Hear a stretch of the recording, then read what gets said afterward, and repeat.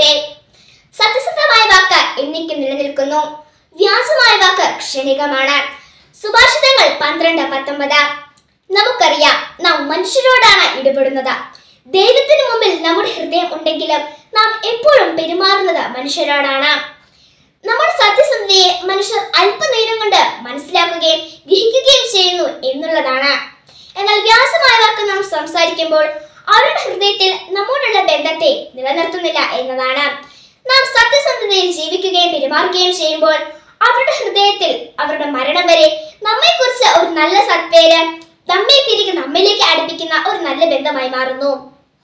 എന്നാൽ നാം കള്ളത്തരത്തിൽ ജീവിക്കുകയും സംസാരിക്കുകയും ചെയ്യുമ്പോൾ അവർക്കത് പെട്ടെന്ന് മനസ്സിലാകുകയും അവർ നമ്മിൽ നിന്ന് അകന്നു പോവുകയും പിന്നീട് ഒരിക്കലും നിലനിൽക്കാത്ത വിധം മാറിപ്പോവുകയും ചെയ്യുന്നു.